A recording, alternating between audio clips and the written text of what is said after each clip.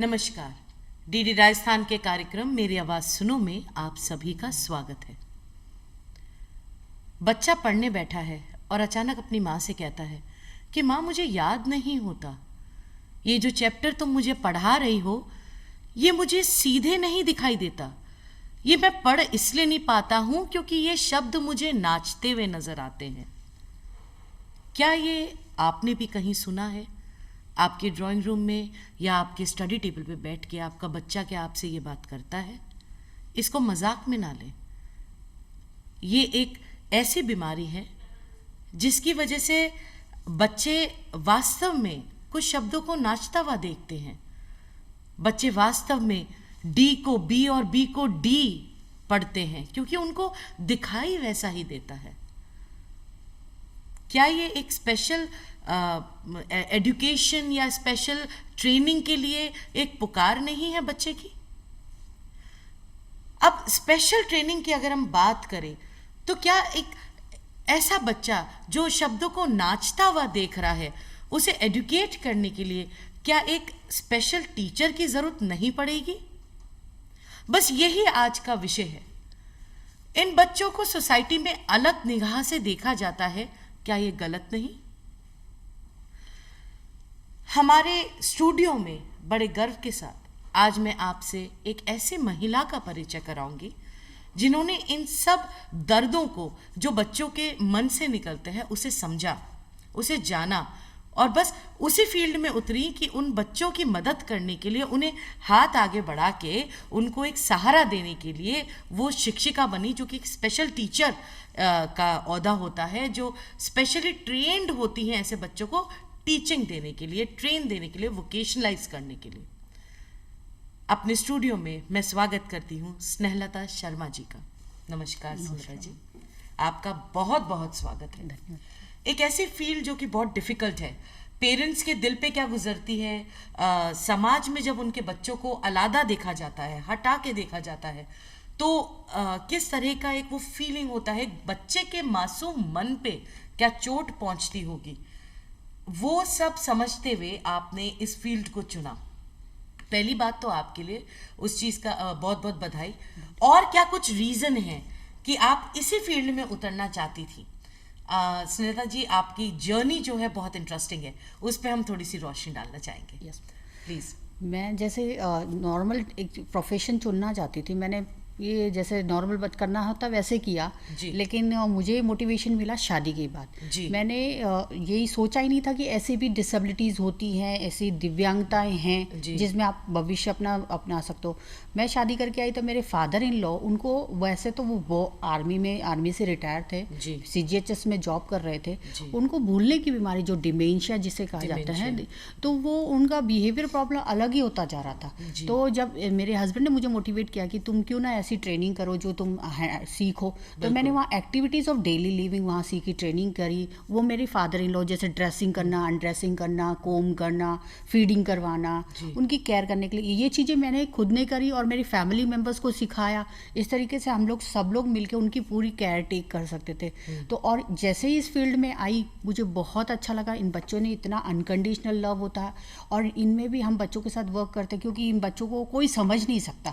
इनको समझने के लिए मैडम एक रैपो बनाना पड़ता है। रैपो बनने के बाद वो बच्चा आपको अपनी प्रॉब्लम कहाँ है, क्या समझ है, जब तक आपके पास ये फीलिंग नहीं आएगी तब तक आप उसको, नॉर्मल टीचर उसे डांटेगा पीटेगा, नहीं कर रहा है, अरे प्रॉब्लम कहाँ है, क्यों हो रहा है ये, तो उस बच्चे के साथ हम लोगों को मैडम वो रिसोर्स रूम टीचिंग दी जाती है, जो विजुअल है, ऑडिटरी है या टेक्टाइल टेक्सचर दे के दिया जाता है, जो उसकी ब्रेन को समझने की कोशिश करे।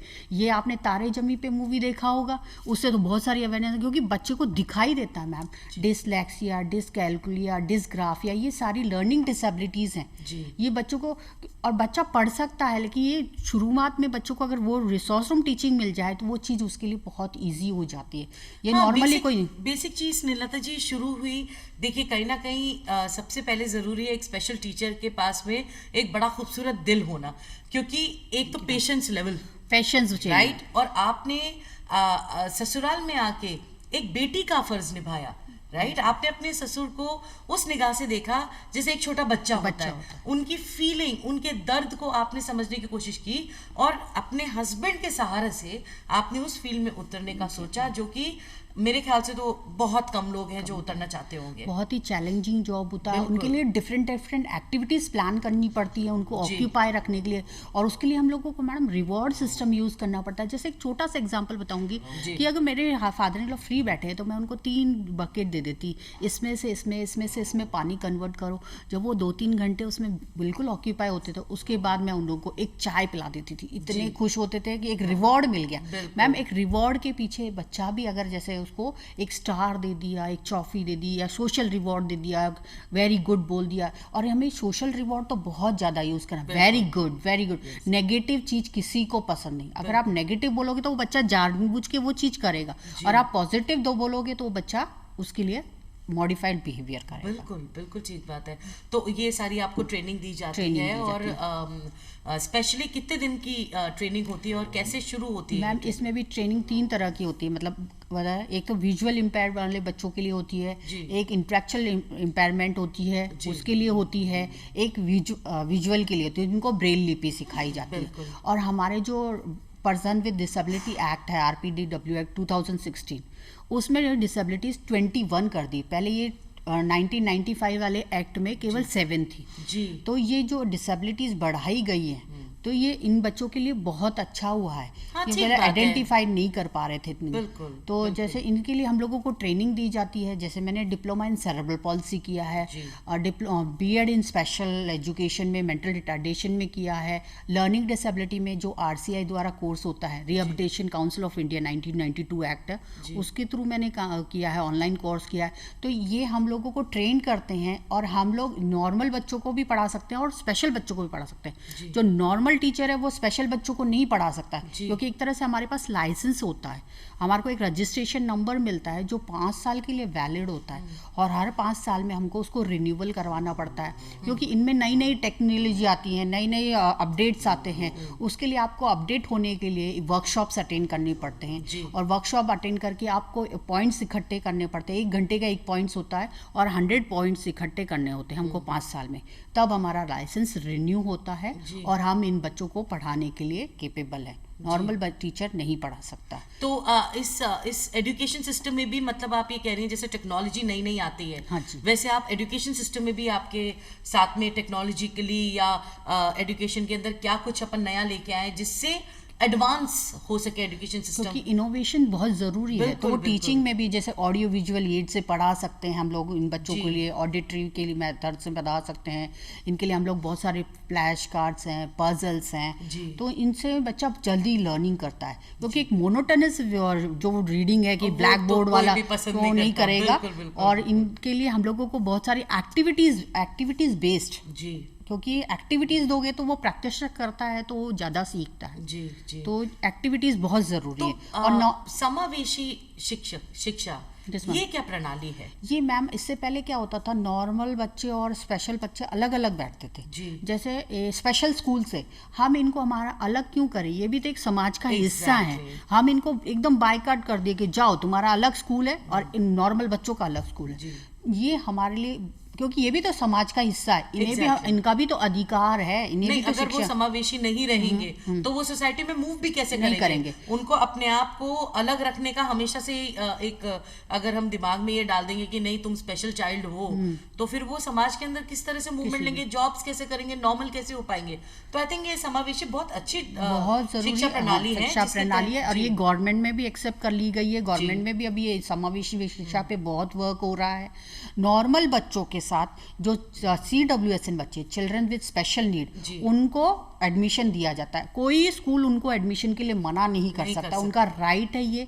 और उसके लिए एक स्पेशल एजुकेटर, 4 बच्चों पे एक स्पेशल एजुकेटर कंपलसरी है। तो ये जो दिव्यांगजन अधिनियम बना है 2017 में, 16 का, जो कि रिवाइज होकर 17 में आया है दोबारा, तो उसके अंदर क्या क्या इनके अधिकार हैं, उस पे भी आप रोशनी डालिए। एक तो मैम इन लोगों को स्कूल में, नॉर्मल स्कूल में एडमिशन मिलेगा, और बैरियर फ्री एनवायरनमेंट होना चाहिए। मतलब इन बच्चों के इजीली एक्सेसिबिलिटी हो, जैसे रैम्स हो, काफ़ी सारी फैसिलिटीज़ हो लोगों के लिए, जैसे सिग्नल चौराहे पे सिग्नल होते हैं, ऑडिटरी जो विजुअल नहीं सुनाई दे सकता है, कहीं ब्रेल लिपि में साइंस हो लिख रहे हो जो विजुअल वाला भी पढ़ सके, क्योंकि इन्हें भी तो मूव करना है गवर्नमेंट में। बिल्कुल बिल्कुल, क्योंकि उनकी तो जॉब्स भी, उनको वोकेशनलाइज करना ही तो मेन वोकेशनलाइज जी बिल्कुल बिल्कुल। तो इनके लिए बहुत ज़रूरी है, इनको स्पेशल एजुकेशन की फैसिलिटी नॉर्मल स्कूल में मिले, बैरियर फ्री एनवायरनमेंट मिले, और इनको नौकरी में आरक्षण मिले, इनको भी जैसे ये ट्रांसपोर्ट भत्ता है ये मिले, डिसेबिलिटी सर्टिफिकेट्स इजीली बने इनके, बेसिकली नॉर्मल लाइफ जैसे एक बच्चा जीता है वो लाइफ इनको भी मिले, और इनको हालांकि उनके पास में चैलेंजिंग एक लाइफ होती है, बाकी बच्चों से देखा जाए तो काफी चैलेंजिंग लाइफ होती है, मगर वो किसी से कम नहीं है, क्योंकि अगर भगवान कोई एक जगह पे कमी देता है तो दूसरी जगह पे उनको पावर उससे दुगनी दे देता है। बिल्कुल।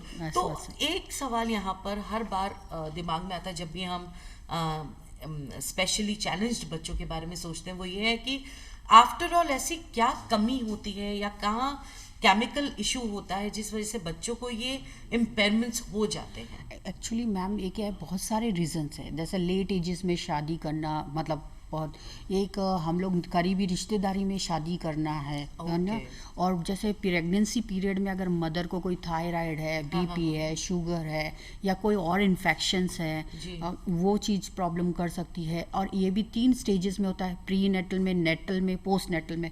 प्री में यानी ड्यूरिंग द प्रेगनेंसी पीरियड, या 0 पीरियड से लेकर 9 मंथ तक अगर कुछ प्रॉब्लम है, बिना डॉक्टर के सलाह से मेडिसिन ले ली, और ड्यूरिंग प्रेगनेंसी पीरियड में फोर्सिव डिलीवरी हो गई या और कोई इशू हो गया, बच्चा देर से रोया या रोया ही नहीं, उससे क्या है बच्चे को ब्रेन में ऑक्सीजन नहीं मिलेगी तो डिसेबिलिटी बढ़ेगी। और पोस्ट नेटल में जैसा बच्चा है 3 साल से पहले अगर सर पे चोट आ जाती है, गिर जाता है, क्योंकि पहले तो कच्चे फर्श होते थे, अब क्या हो गए सब सीमेंटेड और सब मार्बल, बच्चे के ब्रेन पे कहीं पे भी लगेगी। तो 3 साल तक तो सेरेब्रल पॉलिसी का है, उसके बाद 18 साल तक हो तो 18 साल तक लगती है तो मेंटल रिटार्ड वाली कंडीशन हो सकती है। तो ये चीज़ों की हमको प्रिकॉशन लेनी पड़ेगी। ओके। तो बेसिकली वो पैदाइशी से पहले से लेके एनी काइंड ऑफ हर्ट, मतलब वो फिजिकल हर्ट हो, एक्सीडेंटल हर्ट हो, या किसी भी तरह ब्रेन को अगर किसी तरह हर्ट होती है, उन सबको इसी उसके अंदर देखा जाता है। तो ये काफ़ी सीरियस मैटर है, कुछ चीज़ें हमारे हाथ में हैं, कुछ चीज़ें हमारे हाथ में नहीं है। मगर जो भी सिचुएशन होती है उसके अंदर आप ट्रेंड होते हैं उन बच्चों को संभालने के लिए, उनको वोकेशनलाइज करते हैं ताकि वो फील्ड में उतरें, एक समाज में उतरें और उन बच्चों के साथ कंधे से कंधा मिला के चल सकें, जो कि एक नॉर्मल लाइफ लीड कर सकते हैं। इसके लिए मैम हम लोग पेरेंट्स काउंसलिंग भी करते हैं जी। तो पेरेंट्स काउंसलिंग में भी हम लोगों का मेन रोल है कि पेरेंट्स को अर्ली आइडेंटिफिकेशन पता चले, क्योंकि बच्चा सबसे पहले पेरेंट्स के हाथ में होता है। बिल्कुल, मैं आपसे ये सवाल पूछने वाली थी। बच्चों छोटे होते हैं, उनके माइलस्टोन से हम लोग पहचान जाते हैं। पहले तो क्या लेट एज में पता चलता था, तो लेट उसका इंटरवेंशन लेट होता था, तो वो बच्चा इतनी ज़्यादा देर तक डैमेज स्थिति में चल जाता था। अगर हमें पहले ही पता चल जाएगा तो हम उसके लिए अच्छे से फैसिलिटीज ले सकते हैं। सिम्टम्स क्या कुछ होते हैं? सिम्टम्स इनके एक तो जैसे बच्चा जन्म लेता है उस समय उसके माइलस्टोन होते हैं। 3 महीने में वो सोशल स्माइल देता है, 6 महीने में वो बैठना सीखेगा, 9 महीने में क्रॉल करना सीखेगा, साल भर में चलना सीखेगा। तो उसकी वो जो ग्रॉस मोटर एक्टिविटी है उनसे माइलस्टोन से हमें पता चल जाता है। तो जितनी जल्दी पता चल जाएगा बच्चे को फैसिलिटी मिल जाएंगी, ऑक्यूपेशनल थेरेपिस्ट की मिल जाएंगी, स्पीच थेरेपिस्ट की, बच्चा क्यों नहीं बोल रहा है, देर से क्यों बोल रहा है, क्योंकि उसे सुना ही नहीं दे रहा, ENT डिपार्टमेंट में जाओगे तो मतलब एक टीम वर्क है जहाँ पे बच्चे का सारा असेसमेंट इजीली हो जाएगा, तो पता चल जाएगा कि उसको कहाँ प्रॉब्लम आ रही है। जी, तो आप लोगों को बता दें कि वहाँ बैठे लोग अपने बच्चों का जब वो छोटे हैं तभी इतना एक्टिवली ध्यान रखें जिसमें तो उनको दिखे कि अच्छा ये बच्चे कोई एक्टिविटी जो है ये आगे पीछे हो रही है। किसी भी तरह की शर्म की बात नहीं है कि अगर किसी भी जगह पे आपको लगे कि आपका बच्चा कहीं भी पीछे छूट रहा है तो उसको एक समाज की पेस में लाया जा सकता है, उसको रीइंस्टेट किया जा सकता है। ये कोई शर्म की बात नहीं जहां हम पब्लिकली उसको छुपा के और एक ढक्कन ढकने की कोशिश करें। इस तरह से ये गलत धारणा है और ये भ्रांति है हमारे समाज में, और माँ बाप मेरे ख्याल से एक ढक्कन ढक लेते हैं उन बातों पे जो कि इस केस को और बिगाड़ सकता है। सही कह रहे हैं। वो आप हमारे दर्शकों को प्लीज एजुकेट कीजिए इसके बारे में। Yes ma'am. एक तो पेरेंट्स है ना, सब माँ बाप जैसे ही एक लड़का और लड़की की शादी होती है, उनके सपने होते हैं, पूरे परिवार के सपने होते हैं कि बच्चा हमारा होगा तो हम ये डॉक्टर बनाएंगे, इंजीनियर बनाएंगे।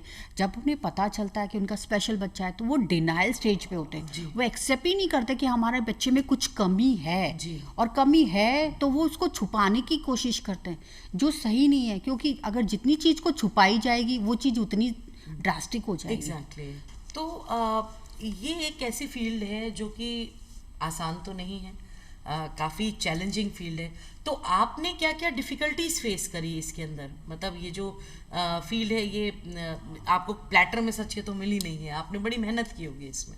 क्या क्या डिफ़िकल्टीज फेस करी? मैम इसके लिए तो वो एक दोनों की घर पे भी सामंजस्य बेटा, फैमिली के साथ भी, और फिर मैं ट्रेनिंग में भी पूरा काफ़ी टाइम लगता था कि ट्रेनिंग में सुबह हम लोग 8 बजे जाते थे, शाम को 5 बजे तक, और फिर इन बच्चों के साथ बिहेवियर प्रॉब्लम बहुत होते हैं जैसे जैसे हम लोग इनको ट्रेन करते हैं, क्योंकि बच्चा बहुत चैलेंजिंग जॉब है, तो ये हमारे साथ एडजस्ट तो होते नहीं है। एक बार हमारा रैपो बन जाता है, फिर हम बच्चे से एडजस्ट हो जाएंगे, तब हम इनके साथ काम कर सकते हैं। तो हम लोगों को इस तरीके से पूरा बैलेंस करना पड़ता है। अब आप थोड़ी देर पहले आपने एक बात कही थी कि बच्चों के साथ में बहुत अच्छा लगता है, जो वो प्यार देते हैं, जो वो स्नेह देते हैं आपको। ये मैम एक ये बात है कि ये अनकंडीशनल लव करते हैं, इनके साथ स्वार्थ नहीं होता है, ये जिसको अपना मानते हैं ना उसको दिल से काम करते हैं। तो ये चीज़ मुझे इनकी बहुत टच कर गई, बहुत ही।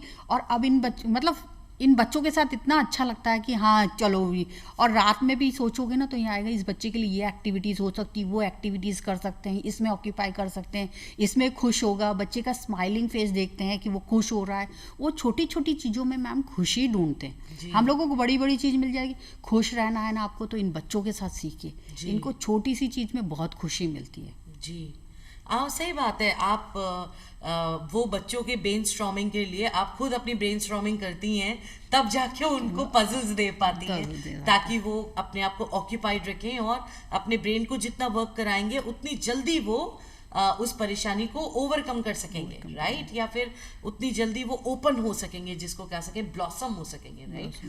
तो ये जो अधिनियमों की आपने बात करी, उसमें अगर किसी प्रकार की त्रुटि कहीं समाज में दिखती है, सपोजिटली कोई जॉब पे जा रहा है और उसके पास में रैंप की फैसिलिटी नहीं है, तो क्या कुछ वो स्टैंड ले सकता है अपने लिए, या किसी भी तरह का अधिनियम है जिसके तहत उसको वो चीज़ें पूरी नहीं मिलती है, तो क्या कुछ स्टैंड ले सकता है वो?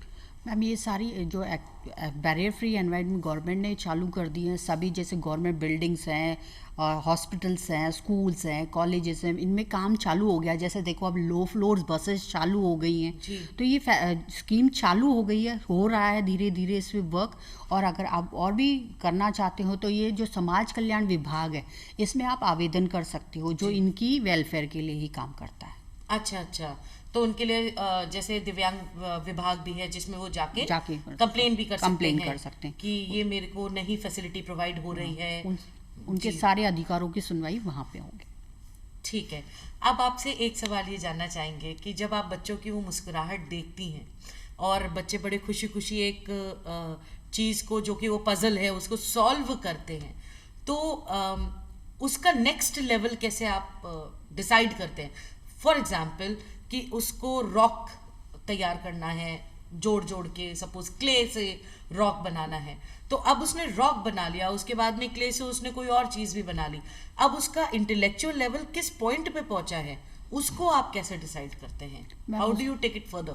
आप आगे कैसे लेके जाते हैं उसे? जब अटेम्प्ट्स 1 या 2 अटेम्प्ट में करना चालू कर देता है, जितनी उसकी स्पीड रिकवरी हो जाती, उससे आगे वाली स्टेप हम लोग उसको देते हैं उससे करने के लिए, क्योंकि पहले करने में उसको बहुत टाइम लगता है, फिर जितने एक बार करेगा 2 बार करेगा उसको टाइम लग रहा है, लेकिन बार बार कर करके उसको वो हो गया, उसको तो फिर वो फिट हो जाती कि माइंड में बहुत जल्दी हो गया, तो हम उसको नेक्स्ट स्टेप दे देंगे उसको। अच्छा, तो आप रिपीटेडली वो मोनोटोनसली वो काम नहीं करते? अच्छा, अब जैसे अपने स्कूल्स के अंदर होमवर्क मिला करता है, class work and homework, right, जो कि ऑब्वियसली किसी को भी पसंद नहीं आता ठंडा होमवर्क, तो मगर इन बच्चों को किस तरह का होमवर्क, क्योंकि देखिए स्कूली शिक्षा तो है जो है, मगर जो शिक्षा और एनवायरनमेंट उसको घर पे मिलेगा वो मेरे ख्याल से उसकी बैकबोन को और स्ट्रेंथन करने में काम करता है। अगर घर पे उसको वो ट्रेनिंग दी जाए या उसको सपोर्ट सिस्टम बड़ा स्ट्रांग मिले। मैम एक तो मदर चाइल्ड क्या दिया जाता है? हाँ, होमवर्क मैम इन लोगों के लिए हम लोग वर्कशीट डिज़ाइन करते हैं, ठीक है, जो उनकी लेवल के अकॉर्डिंग होती है वर्कशीट्स। जैसे आज वो टॉपिक पढ़ाया उससे रिलेटेड हम वर्कशीट पहले इजी लेवल से हार्ड पे जाते हैं। जैसे सिंपल स्क्रबलिंग है, कलरिंग है, मैचिंग है, सॉर्टिंग है, इनकी टेक्निक्स होते हैं, उस तरीके से हम लोग इनको एक्टिविटीज़ देते हैं। तो हम लोग पहले तो इनको कॉन्क्रीट चीज़ पे करवाते हैं, स्कूल में तो हम लोग कॉन्क्रीट चीज़ में करवाते हैं, तो फिर कॉन्क्रीट से हम लोग इसको सेमी कॉन्क्रीट पे लेके आते हैं, यानी पिक्टोरियल इस पे। फिर पिक्टोरियल जैसे माइंड में एक स्कीमा बन गया कि यहाँ ये चीज़ है, फिर इनको हम लोग एब्स्ट्रैक्ट लेवल पे लेके आते हैं। जब एब्स्ट्रैक्ट, अब आपने वास्तविकता में देखिए कि ये पिंक कलर का फ्लावर है, फिर आपने इसको पेपर पे बनवाया, बच्चे से कलर करवाया, फिर इसको आपने बोला कि एब्स्ट्रैक्ट लेवल पे बोला पिंक कलर का, फिर उस बच्चे के इमेज बन जाएगी कि पिंक कलर किस क्या कलर है और उसको कैसे आइडेंटिफाई करना है। आपसे एक सवाल यहाँ जानना चाहूंगी और वो बहुत महत्वपूर्ण सवाल है।